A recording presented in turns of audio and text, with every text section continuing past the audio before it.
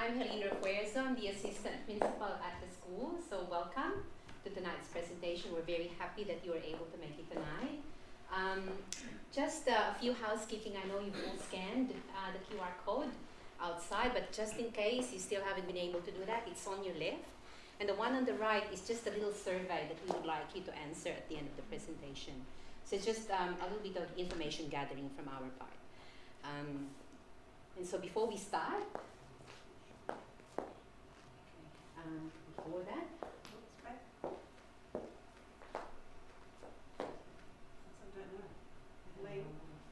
okay.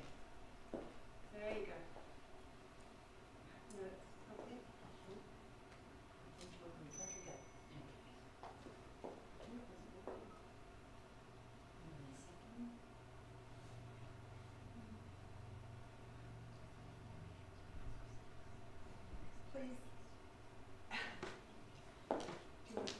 Okay, so we would like to acknowledge the traditional owners of the land of the Kulin Nation and on the land on which we are gathered here today, and we would like to respect the elders past and present as well. Just to introduce the people who are going to speak in tonight's presentation, Angela Callea is our IB coordinator. Thank you. And Liz Coker, she's going to join us a bit later on. She was directing you in, the lady with the yellow top, directing you. That's right.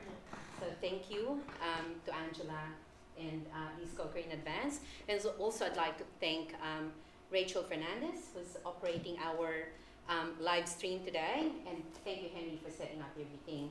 And also we have a special guest tonight, Darwin Oanes, who's going to speak tonight as well as an ex-student of ours from the IB program. So hand over to Mrs. Mullins for the welcome. Okay, I'd like to welcome everybody that's come here tonight and welcome to those that are online at home. We're trying to, as best we can, reach as many that is convenient for families as possible. So hence we're trying out for the first time an online as well as live at the same time. So we'll see how we go. I just want to give a message to the young people that are here and as well as parents to say that whilst this is a difficult time because you have to make some choices, that choices don't end.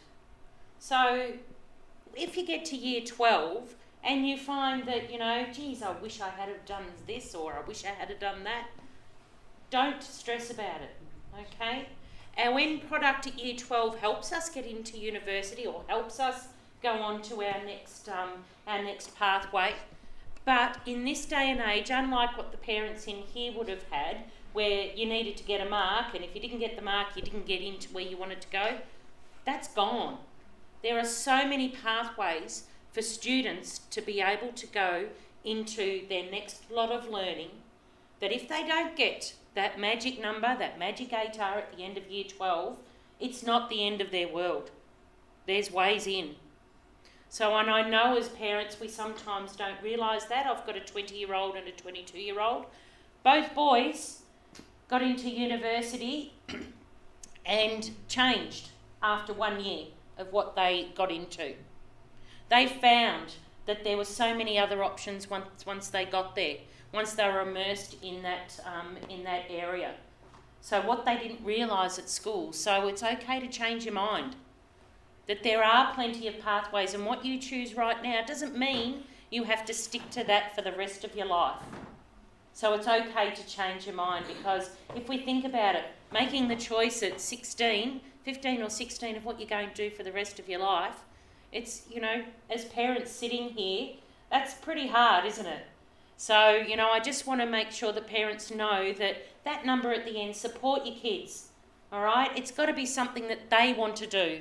I know as parents, we think we know what they should be doing. I knew my kids shouldn't have chosen what they chose, but it was up to them to work that out.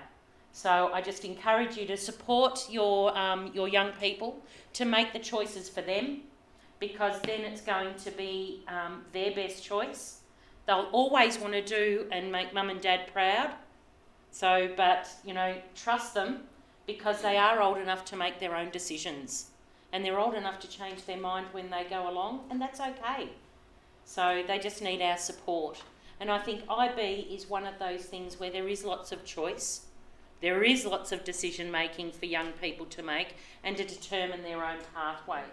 So it is one of those courses, but it's not for everybody. It's for some, not all. So you'll probably leave here tonight still with 1,000,001 questions. It is a difficult thing to understand because it's not everywhere. So I encourage you to ask questions, but go away if you've got more questions, then make sure that you that we have the opportunity to answer those questions, which we will. And I'm sure from a student's point of view, you've just heard what I've said of, you know, your thinking of when you went to university as a Year 12 student, what was you thinking then compared to what you learned when you got there? So good luck and support them, because that's what we do best and that's our job. Okay? Thank you.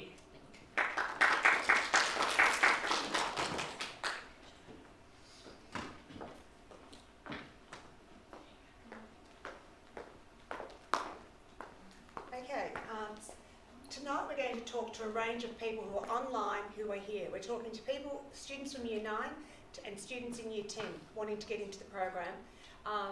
The IB, so I'm talking to students and parents at the same time, which is a different presentation to what we normally do. Now, the main purpose of the IB Diploma is to have direct entry into university. If your child does not want to do university, there's no need for them to do the IB, but they still may want to use the IB for the future and undertake the IB. And it's to encourage students across the world to become active, compassionate, and understand that other people with their differences can also be right.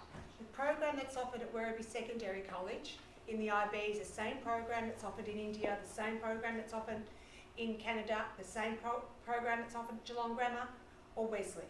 It's no different. Compared to the VCE, where we offer, I'm a maths methods teacher in the VCE.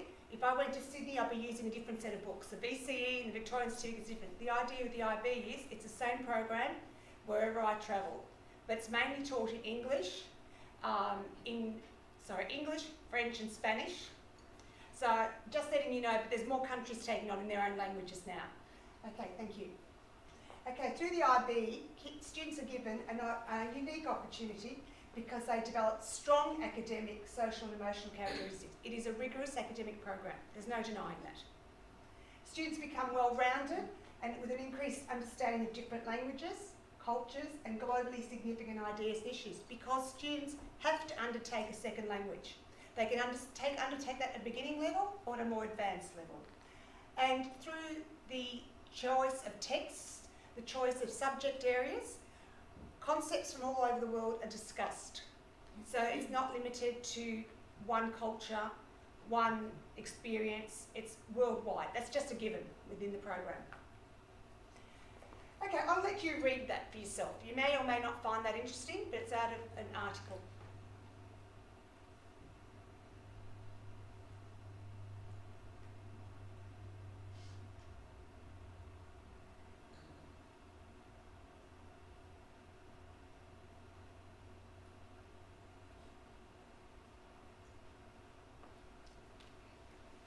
Now, the reason I indicated that the IB is offered in English, that's one of our advantages in Australia. We offer, our first language is English. So undertaking the IB in English is also an advantage. It's not that we've got brighter students, although keep in mind we were the first government school to offer the IB, and often it has been offered in the past in Australia in private schools. Okay, every subject has a subject guide with assessment criteria and assessment stated. The internal assessments, in each subject the students do an internal assessment. That's usually worth 20% of their mark, which goes towards their final mark. The final mark is comprised of the internal assessment and of the exams at the end of Year 2, except for things like visual arts and music, where there is a much more hands-on approach. There is no exams in visual art, but there is for music.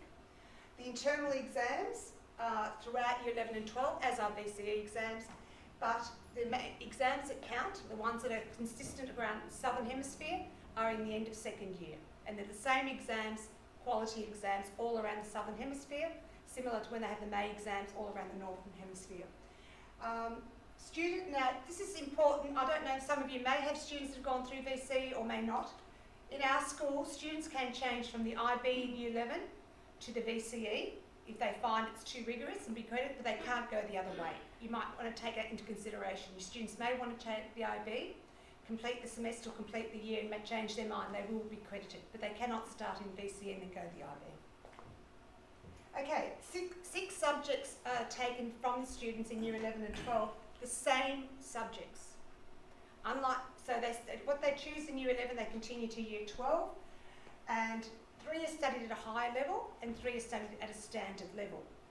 But as well as that, they must do the core, which is the extended essay, which is a piece of research paper of 4,000 words that prepares them for university, and John will attest to that later, I'm pretty sure. As much as I don't know whether he liked it or disliked it, we won't worry about that. And you're not talking about your maths teacher, by the way, which was me. No talking. Theory of knowledge and talk, and creativity, action and service. Theory of knowledge is a challenging aspect of the course where the students look at ways of knowing. Is mathematical knowledge more important than other things? Is there say our Aboriginal society doesn't have a written text, what's their way of knowing? They explore knowledge and try to understand it. And creativity, action and service is our students' involvement with the community. They put things together, projects together, they're involved in things. And what was surprising to me is a lot of our students were doing a lot of things out of school we weren't even aware of as teachers, but this goes towards, that is accredited towards their diploma.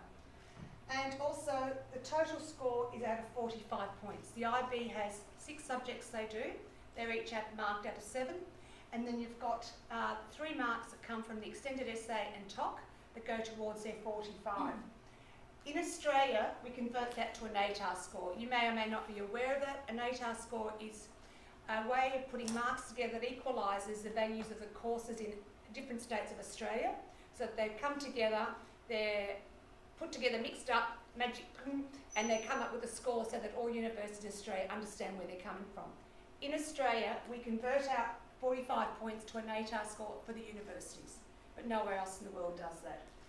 Now, one thing that's very important about the IB, every student in the class can get a 7 out of 7, or they can all fail.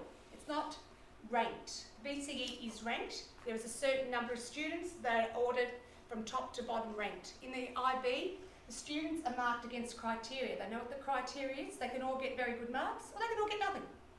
There's not a quota that having the 99.95, if that makes any sense. As I said, we'll keep going with that. Now, how do students choose their subjects? They must choose a language. Our native language, which we do, is language and literature, which is English, equivalent English. In Group 2, which is language acquisition, we offer Spanish ab initio. Why do we offer Spanish ab initio? It's from the beginning. They don't have to have any prior knowledge, and the script is similar to the English script. So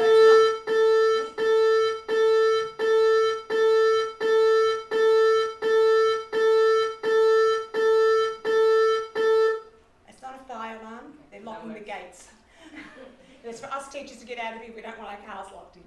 So Spanish ab initio, it's a European language we chose to use, so that students don't have to learn a different script, and English, Chinese and Spanish are the 3 major languages of the world. So that was a European language. Students don't have to have any prior knowledge. Also, we've found that a lot of our students have undertaken Chinese. They're not native speakers, but they've undertaken Chinese for more than 2 years, so they can take on Chinese B. That assumes that they've got some prior knowledge, at least 2 years or more. So they must choose that. They must choose one out of those. Then Group 3, economics, history and psychology, students have a choice. Okay, they choose what they're interested in. Then in Group 4, the sciences, there's biology and environmental systems and society. One's more science-based, for those students who are highly interested in science. One lesser so, but still there are science. Then in Group 5, they must do mathematics. Now, we're offering mathematics analysis and approaches, which can be studied as a high level or a standard level. Most of our children undertake it as standard level because it's the equivalent to maths method, which is the equivalent of what universities require for their science courses. So it covers all the sciences. And in Group 6, it's the arts. Now, we offer visual art and we offer music, but you also notice we've put chemistry in there. The reason we've put chemistry in there is because some of the universities in Australia require 2 sciences, as do some overseas. So the stronger science students would undertake the biology and the chemistry. Okay? I want to mention the four. Oh, and the core subjects there again that we said they all undertake those. Okay, there's time given in the timetable for the theory of knowledge, which is 2 periods a week, and the students discuss it. The extended essay starts at the end of year 1 and continues to year 2. And CAS is what we spoke about before, creativity, action and service. Did you want to do this or? So these are some examples of what a student might choose from the different range of subjects that are on offer. And what we are trying to remind you is that a student can choose anything that is interesting to them or suits a particular pathway that they have. So for example, student B would obviously be my favourite because I'm the history teacher, so that would be John Oanes over there. But you may not be interested in history because you don't see its benefits as much as something like psychology, and a lot of science interested students will deliberately tailor their program like they would have done if they were taking this at VCE to get that place into university because they've already understood that that's where they really want to be.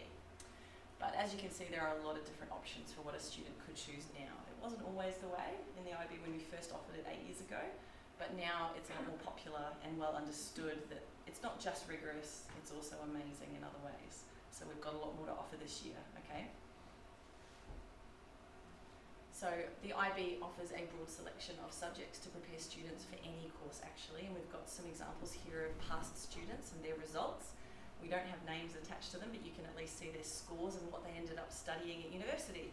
So for example, we've got a student who did biomedicine at Deakin, people that went to the University of Melbourne to do science. We've got a student who went to the University of Melbourne to do arts. I've got a student that emails me sometimes talking about how her history subject helped her get into law at Melbourne as well, and saying how grateful she was that she actually did it at the IB level. And then you've got right down to international studies overseas. So a student who ended up at the University of Barcelona doing architecture as a result of studying it here in little old Werribee. So again, don't assume that just because you're taking an IB program you have to go overseas, but you certainly do have that edge if you're trying, okay? We've got some more data here which might interest you if you love the numbers. We've got some Werribee Secondary College students. I'm going to interrupt you. I think you should do this one. You're better at this. She's the maths teacher. Go on this. Okay, this is me bragging. Yes. Bragging. Okay, basically those are last year's students' results. Okay, they're our last year students. Our top 3 students were IB students last year. I got the letter. I know who the name of the child is, but for confidentiality, and we're not going to put them there. They're the scores they got. Okay? So 40% of our IB cohort got above 90%, 98, not percent. But keep in mind, last year we had 30 students undertake the IB. 6 did not receive their IB. They still got places at university. They didn't do their IB because the IB is over 2 years and they must complete every assessment. They must do their IAs, they must do their exams. Now, we can blame COVID, but we're not going to blame COVID because the kids did very well. Some students are not organised enough to complete their work, no matter how much help they get. And they need to do an individual assessment called an IA in biology. We all do the same biology, but we're expected to do an individual assessment, and maybe John will speak about that, where you follow a line of interest and you have to complete that. Now, some students have not got the time management skills. Ange, can I just say something about that? Because it's really important to note that, those students, those results were actually achieved last year in the year of COVID. So even though Angela is saying, well, we're not going to blame COVID, but really there's a lot, it really has a huge impact on how students have done their studies. But our students and our teachers have worked really, really hard to achieve that. So we're very proud of those results. Extremely proud. Although we're not blaming COVID, we are, I'd like to point out we've done that through, a lot of challenges. Can I also add one The year final that thing was. before you move on? This data looks very similar in previous versions of this program. That's right. If you track our results back and back and back to when we first launched the IB, these kids are always getting the top scores or very high scores, and it's not because they're brilliant, it's because they work hard. Yes. And our Okay? So teachers please be are aware of the good. difference of that. You've got to be a student that's dedicated and motivated to work, not necessarily a person who was a genius. Okay? This is not that kind of program. You'll see by the selection of subjects, they must undertake everything. So you might have a weaker maths student who you'll be brilliant at art, brilliant at psychology, brilliant at history, brilliant at English. We've got this competition happening. But what I'm saying is it is for all students, but they must be able to work. If your student, your child can't work and can't hand in things, We can't. don't set them up to fail. Yeah. But for those of us that know the students and they can get motivated, John will talk about that because he faced some of those issues himself. Advantages of the IB. They are equally valued. Now those of you who have other students may realise that some subjects in the VCE are scaled up, some are scaled down. Every subject in the IB is equally valued. Whether you do art, chemistry, music, it's marked out of 7. So it is equally valued. You're not disadvantaged. You need to do work hard in it, but it's equally valued. So that is an advantage. Subjects are criteria marked, not ranked. As I said to you before, the criteria is there. We're not ranking kids in our class. Like I do in my maths methods class, I have to rank the students, then we rank them in the school. That doesn't happen in the IB. Broad choice of subjects allows for greater choice of university courses. Now, what I bring into this is one of my children, I have 4 children, did 3 maths science subjects. He couldn't have done that in the IB, he had to have a broader range. When he went to uni, the course he did was based on essays. That was interesting. He got the marks he wanted, but he didn't have the skill set to attend university because where he chose. He was aiming for the marks, not the skill set. And that's where the IB is an advantage. Courses are the same in Victoria, Australia, worldwide. The IB was commenced over 50 years ago. It's not a new course. We've had it at our school for 8 years in Victoria, and the first government school was in Canberra over 50 years ago. And it develops skills for lifelong learning, not just remembering information for a test. You must develop those skills or you won't get through. We'd like you to listen to a next student for a moment. Hi guys, my name is Natalie Hendrickson and I completed the IB program at Werribee Secondary College in 2015-2016. I'm currently finishing my last year of paramedicine at the moment. So starting with the benefits, one of the things I loved most about the IB program was that it kept all my options open. So you do a variety of subjects, you do 7 subjects, and you're forced, I guess. Hi guys, my name is Natalie Hendrickson. So starting with the benefits, one of the things I loved most about the IB program was that it kept all my options open. So you do a variety of subjects, you do 7 subjects, and you are forced, I guess. It's not going to take on. We might Bear just with be me for a minute anyway. with subject and work. So what I'm saying is we had a lot of respect and we liked each other, but John was challenged by the IB. John was one of the most amazing people in theatre here, in drama. He was absolutely amazing. He could be the villain or the clown. And then when he chose to do the IB, it worried me, but he's one of our success stories amongst... On spatial engineering, but I did that through the Bachelor of Design at the University of Melbourne. To get into the Bachelor of Design, I received a score of 34, which at the time, it sounds okay, it was a 92, but for me that was I felt like I underachieved through the IB. The reason being is that, I was in the SELP program from year 7 onwards, so I sort of had that history of doing well at high school, but then I faced a few challenges in the IB. What I found the most difficult was just motivating myself to keep on top of it. I think that, to be very truthfully honest, it's because I didn't want to study. I had no motivation to study. As she said, I was a musical student. I did everything but study.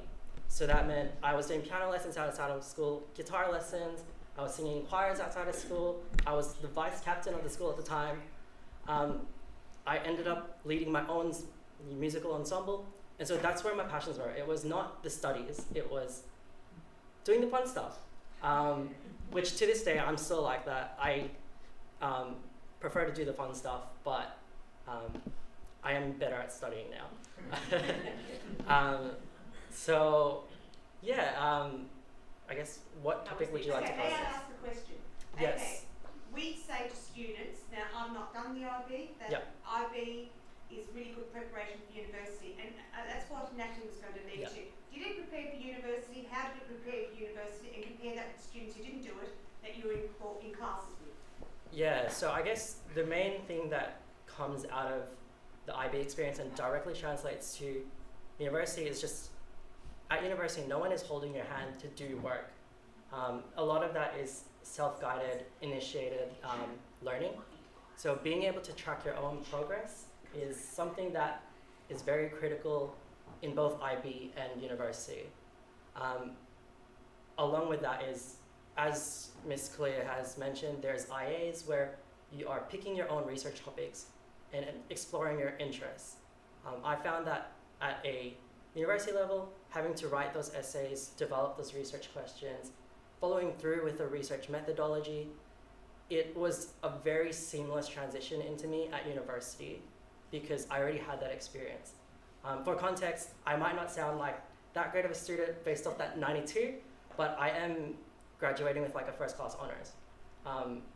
So to put that into context, comparing to my VCE friends that were doing the same courses as me, I remember, it sounds kind of like arrogant, but I did a subject called Calculus 1, which is very similar to maths at standard level in the way that they assess it. Out of a group of 5 friends that came from high school, I was the only one that passed.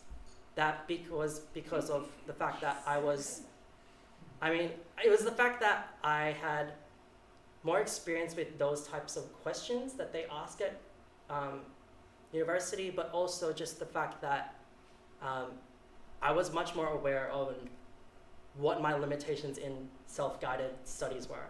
So I tried to use those mistakes that I made in my final years of high school and really push myself to do well at university. So I guess that's the main thing. And just like with university, it's very easy to get lost in sense of not knowing if this is what you want to do. I found that being able to do my own research topics, push myself in areas that I wanted to push myself in, was probably a good learning curve for me when it came to pushing myself and exploring my interests at university level. So, yeah. May I play devil's advocate? Yeah, go ahead. Okay, you went into university. What did you want to do prior to university? Before you, in year 11 and 12, what were your career aims? I guess it depends. Well, if you ask me what I want to be in year 7. No, year 11 and 12. Okay, Year well, to put it into context, I had about 10 different preferences that switched every day, especially leading up to results. There was a time where I considered medicine, there was a time where I considered law, there was a time where I considered computer science. It's pretty much like you name the course, I probably considered it at one point. To the point where I only made a decision on a course the day I received my results. I, at that stage, wanted a degree that was flexible enough for me to explore other options, but also was guided enough that I was heading towards something. So that's why I chose a degree that would lead into engineering. And because of the IB, you had all the prerequisites Yeah. to use. And that's what I wanted to Yeah. point out. You had all the prerequisites with the science, the mathematics, the humanities, etc. One point that I would like to emphasize is I came from a class of about 15 students. Of the students that chose to study in Australia, I'm actually the only one that's graduated so far and graduated on time. So Explain why. the reason being is that a lot of my peers decided to change pathways through, after first year uni, second year uni, or realized they didn't have the marks to get into course A, so they're working their way to get into course A through course B. I kind of feel like for me it was sort of I just stuck to the pathway so that I knew that I was heading towards something whilst discovering what I actually wanted to do. Lucky me, it was, okay, I actually do like this. Whereas for some of my peers, it wasn't that case. But I don't think that, I think that if they were not doing the IB, I don't think they would have had as much confidence in making the decisions for themselves. Like, I think that's what it is, yeah. The research states from the universities, being it in Australia or overseas or in America, England, India, anywhere, that students who do the IB are more likely to finish university, full stop, than any other student. Students who do start university in first year, a lot drop out. Many change courses, and that's expected. With a variety of choices, but if you look at the data, and I'm not going to tell you that, a lot of students at the end of first year actually drop out, choose not to continue. But IB students tend to continue, if it's not that course, another course, because they've got the resources and the ability to go through what they need to go through. They're not giving up because of the experience, they're making different choices based on what they want to do, rather than not being able to cope. I'm going to ask you to hammer him with questions, please. It's okay, I'm used to getting questions. Any questions, especially the student, the younger ones, or anyone. What was the reason behind you selected IB, not VCE? To be very honest, I just hated the idea of ranking. I didn't want to compete against my friends, and I wanted, what I wanted was that I was the only reason for my success or failure in a final grade. And that's why I can sort of go like, okay, that was my mistake that I only got, when I say only got a 92, I was predicted, I was like at a time predicted to get a 40 at one stage. So that, I dropped the ball in probably 1 mark across all my subjects. But at the end of the day, it was like, okay, that's on you, because you didn't keep up to date with the studies. So I handed everything in on time. I just didn't study much for my exams. That was it.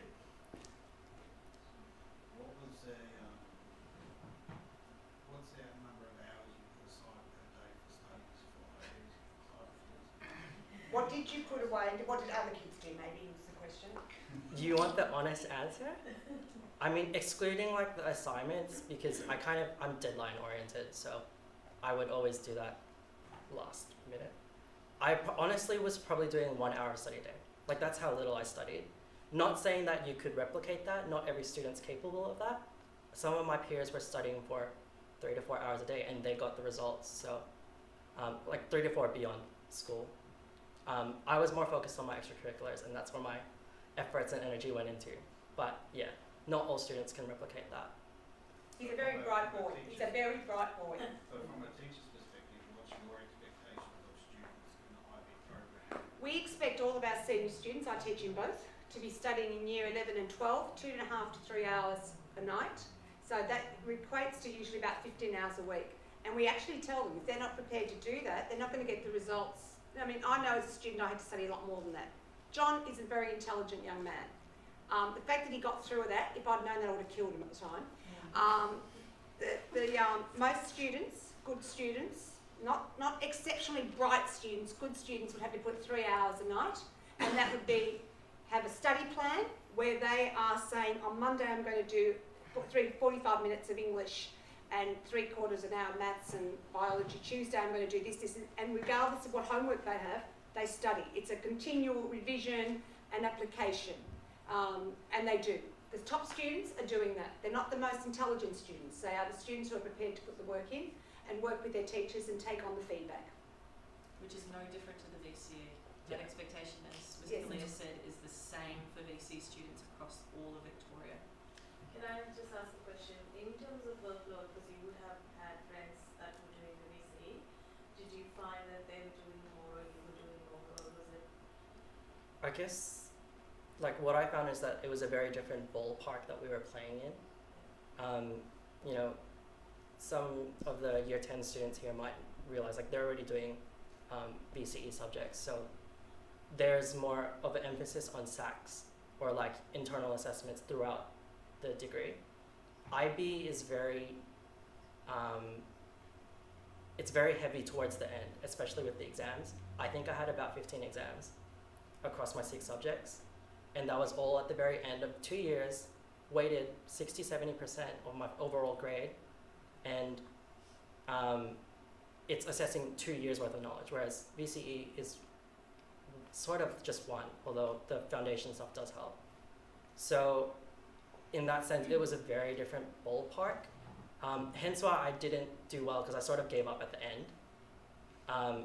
I made it through probably a year and a half doing well, and I just like stopped caring, which was to my detriment. So I feel that it's more of an endurance battle rather than anything else. Like, you have to keep yourself on top of it. And I found that university is the exact same, where your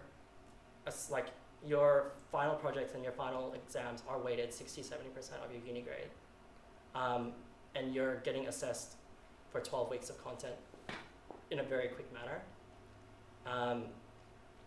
Yeah, so I would say that the IB sort of like replicates the university style of examination and learning a lot more than VCE. John, can I just throw in a question that people might not be aware of? What was the advantage or disadvantage of doing the IB, considering that you were the same group of kids and the same teachers compared to VCE? What was happening with your VCE friends in semesters? Same teachers, same groups, changing subjects, things like that. Oh. Was that an advantage or disadvantage? It can be both an advantage and disadvantage. Explain the situation. So the context is, as a group of 15 students, we work together in every single class, maybe except for history and chemistry, where that's sort of where the divide was. Being with the same people, you know, how many hours is school a day? Like 7? So 35 hours a week. Personalities can clash. I was the personality that kind of clashed. Not that I was getting into fights, but I sort of distanced myself from everyone else. If you are in a situation where you're with your friends doing the IB together and you establish that like support network amongst your peers, it's a lot more beneficial, because as well you get to know like you're not getting ranked against each other. So it's like you either help each other up or you drag each other down. And I felt that, yeah, through VCE, I probably would have been a lot more competitive with my friends, not as collaborative. What about having the same teachers for 2 years? Was that a hindrance or a help? That was definitely a help. In the instance where you like the teacher. I liked my teachers, so it wasn't. You're not supposed to like your teachers. You like them personally. You have to like your extended essay supervisor. Yeah, so she was helping me steer my extended essay research. With the benefit of having a teacher for 2 years is, it's the same as having, you know, your group of friends for 2 years. You really develop that like support network. You understand, you know, their teaching style, learning how to adapt to that, but also like being able to trust someone who has watched you for a longer period of time. And so that teacher is sort of more able to cater and respond to any sort of like of your specific issues. Did doing year 10 with IB, did that help you with the year 11 and 12? Does that set you up? So I didn't actually do IB in year 10. That's more common to students. Yeah, so that wasn't a thing at the time of when I came in, so I can't really respond to that. One question. We are new in Australia, so I can't actually compare VCE with IB. So I'm here for my daughter, so she actually gains more from practical knowledge than the theoretical knowledge. So if we compare VCE with IB, so which one gives you more practical knowledge than theoretical? It's subject-based. It depends what subjects. Like in the IB, you must do those subjects, subject from each area. In the VCE, you've got 30 subjects on range. You choose those subjects. The only subject you have to choose is English. You choose those subjects, and they could be studio art, could be creative. But like everything else, students choose them in year 10 for year 11 and 12. If there's not enough students in the class, or it's not popular that year, it won't run. So it really depends. These are not hands-on subjects. These are rigorous subjects. Art is definitely hands-on. Music is required. The rest, you're doing a lot of work, but it's not a hands-on. It's not a practical subject from that point of view. These are rigorous academic. I'm not going to stand back from that. You need to say. Yeah. Okay? At the moment, we're not offering subjects that could be considered hands-on, like theatre or that. We need to get a bigger cohort. My question was around like if you have chemistry. Oh, chemistry. Oh, God. There's a lot of hands-on.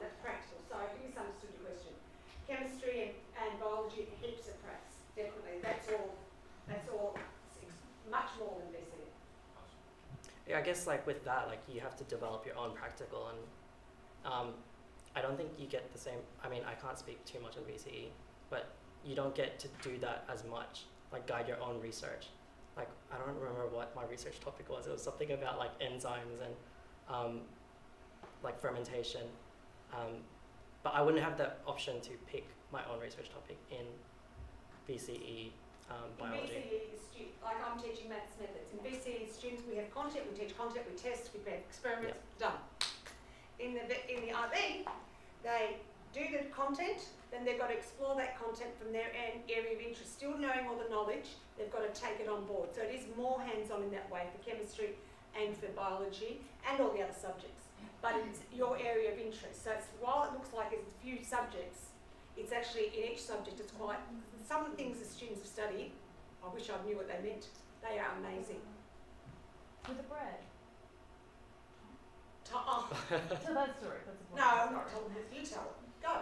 Oh, one of the students previously was doing it. Was it for biology, I think, or chemistry? It was one of the science subjects, and they were testing. Their interest was cooking, which you wouldn't usually relate to chemistry or science in any way. But they were looking at the scientific side of that and the gluten strands.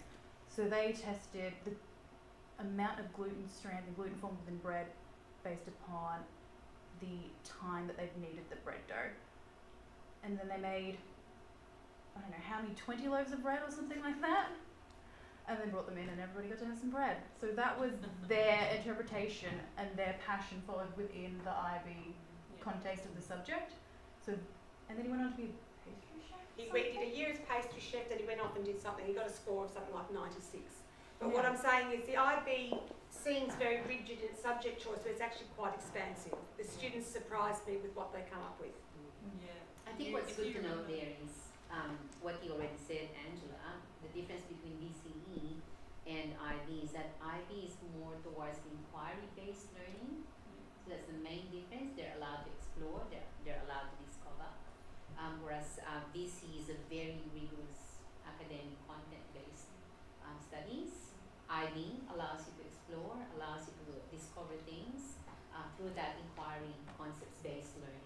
Yeah, it's the same as your extended essay. I have a lot of students who I supervise for extended essays in history, and they always want to do their own national history because they never get to learn it anywhere else. Everything else is dead white guys for some reason.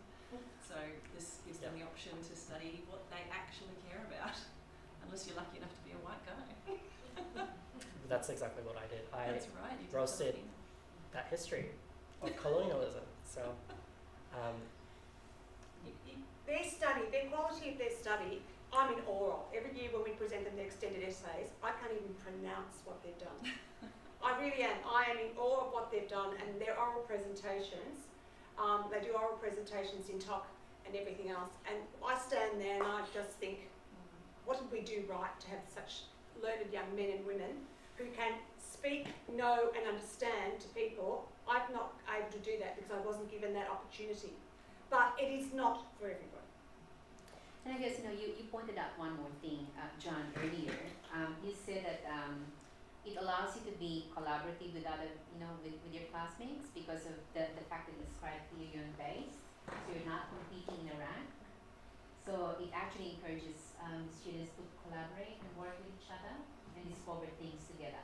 So that's one really good feature of the program. Being collaborative, that's one of the, it's in the IB Learning profile. Being collaborative, being risk takers, being, exploring things, discovering things together. So that's what they do in those classes. So, John, on the flip side, can you think of any downside in IB compared to VCE? I was a strong math student, and I didn't at the time get the choice to do higher level maths. If it was based on just like picking what I wanted to do, I probably wouldn't have done, I don't know, chemistry, for example. Which you did at a higher level. Because I wouldn't want to do history at a higher level. So it was just a game of playing, avoiding my weaknesses. That's what it was. In saying that, I think that I learned a little bit more from getting pushed to do subjects that were not necessarily my area of interest. I don't really have anything else to say about that, but yeah. How about if you say a BCE student, I'm spoon feeding my BCE students. I'm saying tomorrow is the test, you do the test. 4 weeks you do the test, 4 weeks you do the test, 4 weeks you do the test, test over, that's semester at the road. They do that for next semester, then they do that. Doesn't happen in the IB. You have to continue, do those tests, you do those exams, but it's continual 2 years. You need to be time management, you need to be continually learning. You need to be on the ball all the time. Is that a fair comment? Yeah. That would be the number one way that a student crashes and burns in this program, is if they aren't willing to commit to that, and that's what we see probably more than any other, is a student that will not or cannot work out how to manage their time well enough and to get intervention early if they're struggling, and to actually adopt practices and change how they learn on purpose to succeed more, which they might not have had if they'd done the BCE and then staggered their assessments perhaps. So that is something to consider, yes. That you do need to be a mature thinker in terms of how you see yourself as a student. Having said that, again, what Ms. Callea said before is we're talking with 16-year-olds. I don't think it's fair to assume that they must be that mature when they walk into a program anyway. And I've seen quite a lot of data now to suggest that a Year 11 BCE student will crash and burn equally for the same reasons. It's just that in the IB, they get much more time to practice, where it's safer. That's why you can move from IB to BCE, but not vice versa. That's right. It's because the IB will recognise, the BCE, Victorian curriculum, identifies, for instance, if a child's, and they have to pass, of course, they've had to do it, if the child has undertaken chemistry in the IB, they know that it's well above BCE chemistry. If they've taken in and they've passed, they're still benchmarks, you have to reach it, they don't get credits. But we can't go the other way because the BCE is simply content-based. There isn't that experimental, there isn't that inquiry, there isn't that sharing of information, that isn't that challenging of yourself. Okay, that's why. Yeah. So it's more of like digging every day by kids, and they do their own work. They are more self-aware of their task every day. No, not every day. We do the content in class. We do the content in class and they have to get that, and they've got no way of not getting that, and the content is of a high standard. But what they need to do is apply it. Apply it in a way that they want to investigate something. I don't tell him to investigate whether salt in water helps a plant or not. They come up with these. The things they come up with, it's like, thank God they're doing it because our future's in safe hands. Whereas in the maths methods that I teach in both.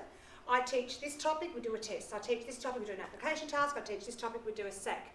Have mid-year exams. That semester they get a credit, we go on to the next. This is continuous. They still get noted, they still get passes, etc.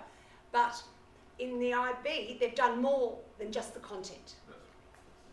So John, one quick question.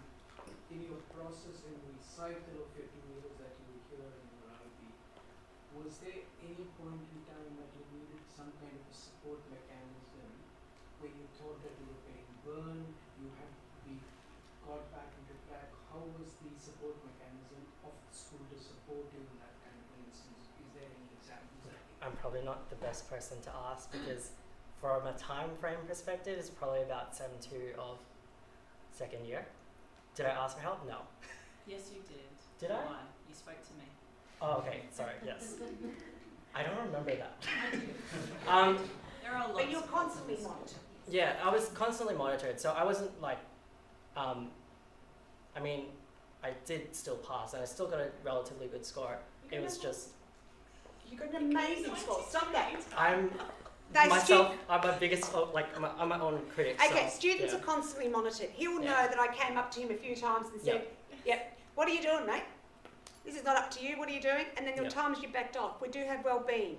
Each teacher knows their student well enough to know, okay, John's off a bit, give him a bit of lead and then come back in. We get to know them so well, they're like our children, but by the end of it, we're colleagues in a way that there's that respect. But we're in awe of what they do. They are monitored. We have the well-being staff. I'm constantly looking at their results. Their teachers know him inside out. We talk amongst ourselves. We knew he was having a rough time, but it wasn't only at school he was having a rough time. He was decisions he was making at home. There's a fine line between interfering. We've got an amazing wellbeing staff. You cannot force kids to go like you cannot force us to go. There are students who are in the wellbeing office every day just having a chat about makeup and boys. John wasn't one of those students, but he had an outlet. He had his creativity, he had his band, he had all that sort of stuff that he did, and he did well. I don't remember all the fine details, but yeah, there you go. To be fair, the curriculum's also set up to support students in that way as well. It might not appear to be so because of what John said earlier about the culmination of those external examinations being very stressful. Every student feels that way in VCE as well. I've watched enough VCE examination periods to see Year 12 students doing this. Moments of thinking that for some reason if they memorise laser-like all the content the second before they walk in that exam, that they'll somehow remember it. But at the same time, these assessments that they do internally are drafts where they meet with the teacher. So for example, that was the relationship that I had professionally with John, where we would meet semi-regularly to discuss the progress of his extended essay. And I was there to give academic feedback, but also support. So it wasn't just a case of me going, nah, that sucked, go away. It was more about, here's how we make it really good, to the point where what I got was a polished gem of an essay that I couldn't have written until my graduate history class of year 4 at university. That's what we were asking of them, which meant we were never going to let them just somehow magically do that by themselves. Our job as teachers is to show them how to polish it. So yes, there's a lot of supports, and every teacher who's in this program knows the program. They have to be trained specifically to teach it so that they understand the parameters, but also what it takes to be one of these. And they're seasoned experts now, the teachers that have been in this program. I've been in it since its inception, and I can definitely see the progress and what our staff are like. I guess from the admin point of view, from the leadership point of view, we have a very well-resourced senior school team. So we have a director who's a leading teacher. Our year 12 coordinator is also a leading teacher. We have a year 11 coordinator as well. And aside from that, we have, across the cohort of year 11 and 12 kids, we have a VCAL coordinator, an IB coordinator, and a VCE coordinator. And then we have a team of well-being staff. We have one for the senior school. Obviously, we have one for the middle and the junior as well. But they work together as a team. So if there needs to be more resource needed in the senior school team, for example, they go and help support. So we have allied health services. We have outside agencies that we also ask to support if kids need some mental or health and well-being needs that needs to be met. So we always monitor their progress as well, especially during the latter part of the year. Last year, we had a lot of students who crashed and burned towards the end of the year, and we were all hands on deck. We have structures as well at school where we are able to monitor their results. We have the progress reports, we have check-ins. Angela's on the computer and on the results all the time and monitoring that. So if we see a result, drop, we always, check in, we call the parents. So there's a structure that the school has put in place to make sure that we're catching the needs and we're addressing the needs of the students. And there's also a very fantastic library staff. Rachel, the teachers in the library are teaching them how to research, are helping them with that. They're really involved with us. They are there simply to support them in that, and they are amazing. And they've got the databases, they've got the expertise, they assist the students, and they teach them how to do it as well. Can I just answer one more question I know that we haven't answered yet? I think there was a question around the subjects that are available, and our IB program is quite small at the moment because we don't have a big cohort of kids who are taking the IB program. There's also an online platform called Pamoja. So if, for example, we're not able to offer a subject at school, they're able to do it through the online platform. So they're able to explore other subjects if we're not able to offer it. Now, I'm not going to mention school yet, but we're in the process of establishing a partnership with another IB school or would-be IB school in the area. So we're able to link in with them and offer more subjects together so that then our students can access more of a range of subjects that they're interested in. So that's just one of those things that we're developing so we can grow the IB program. Say that again, please. Maybe not. We're hoping it's next year, very soon. So if this partnership, if this other school does get accredited, would that mean that the students will be able to have some classes here and some Yes. classes there? Yeah. Just- a question. For John, or Probably both John and teachers here. You've said a number of times that kids are crushing and burning and that you've got that role support. From a parent's perspective, what interaction do you guys bring back to a parent that if you have concerns that a kid is or a child is starting to burn out that we may not see because kids aren't, I don't want to let mum and dad down. So what's okay, the interaction? the interaction between the IB students and parents is something called ManageBack. That's a platform we use. You can get onto ManageBack, for instance, and you can see little Johnny has got these things due. Now, little Johnny has got it not submitted. So you would already know that's 24 hours a day that he hasn't submitted.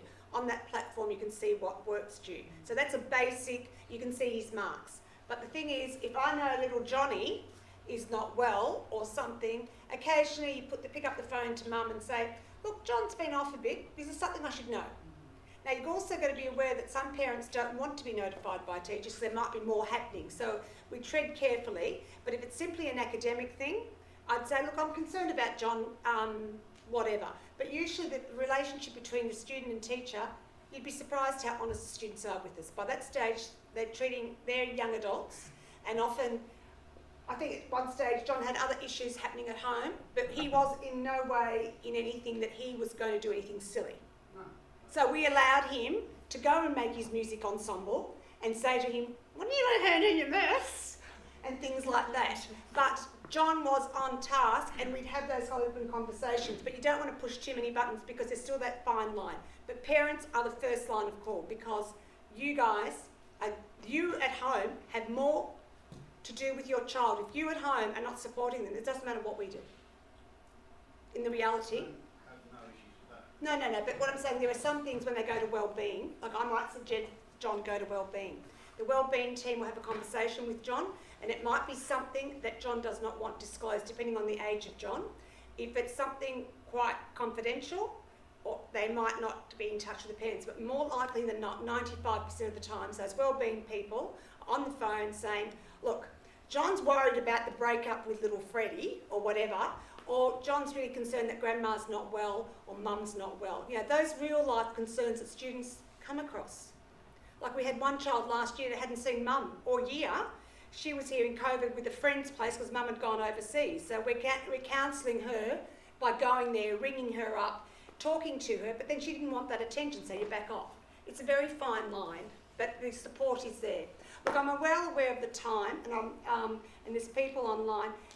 Can we leave any other questions to later or online, and we'll finish the presentation, so for those of you who want to go home. Thank you, John. I really appreciate your work. Okay, basically, the IBDP, we've got these beautiful students here. That's Mr. Gluten Man, Tom, he was amazing. And each of these have gone on. This young lady did music at a high level. She had issues, her house got flooded. This young lady, Holly, was as nervous as, and she is one of our school captains, was amazing. You know, she wasn't the most amazing student, but was the most amazing student in the IB because she was able to express all her areas. All of those kids were IB kids. This young man gave me help. He didn't want to study a lot, but he got through and did exactly what he wanted to do. So, who does the IB and why do the IB? If you want to be a critical thinker. If you want to be it's also the IB is independent of government schools. It doesn't matter where you do the IB. And it is best international practice. Okay? It allows students to excel in traditional academic subjects. It's rigorous, you're doing your chemistry, you're doing your maths, you're doing your biology, you're doing all those subjects that are traditional subjects. It develops research skills proven to help them in higher education. I think John's attested to that. It allows access to some of the highest ranking universities in the world. That may not be important to you, but it does. It develops culturally aware students ready to actively participate globally. And I think, if nothing else, over the last year, that's a concept we've all had to learn about the world, how close we are and what's happening around the world. Okay, do you want to find out further information? Our senior school book will have that. Organisations like IB Online. You can ask questions of Helene Refuerzo, who's an OP, myself, Liz Coker, or getting you in touch with some of our students. You can email us, whatever. We'll answer any question we can. Now, I'm aware there's some Year 9 students here who want to come into the IB Link program. We've given you an overview of the IB Diploma. The IB Link program will link the Alamanda students who have undertaken the IB to the IBDP, the Diploma Program, by year, that gets skills in place for them, the mathematical skills, the research skills. We have students in that program that were originally next to SELP, and some of our SELP students who are undertaking Year 11 BC subjects will be doing the IB next year because it's a good preparatory for them. So if you're a Year 9 student and you are interested in the IB Link, there'll be further information for you. But we wanted you to have an understanding of the IB Diploma tonight. And if there are any further questions, you're more than welcome to stay, but I'm aware that we've gone over the time we expected. And thank you to all of those people at home, and thank you for everyone who has supported us. Thank you for coming. We're going to be here for a bit after the presentation, so if you have any other questions, feel free to approach one of us. You have the QR code. Now that QR code, you can use that at home. You may be starving like I am. You can use that at home. That QR code, it's only asking you what subjects you may be interested in, okay? It doesn't mean you're committed to anything, but what we're, like for instance, one of our students did economics online one year because the economics class didn't run through Vermoja. One of our kids had done Spanish bit. We just want to know what your interests are in these, and you can write other things. So just for us, future planning, okay? Thank you very much for coming here tonight. We appreciate it. Thank you.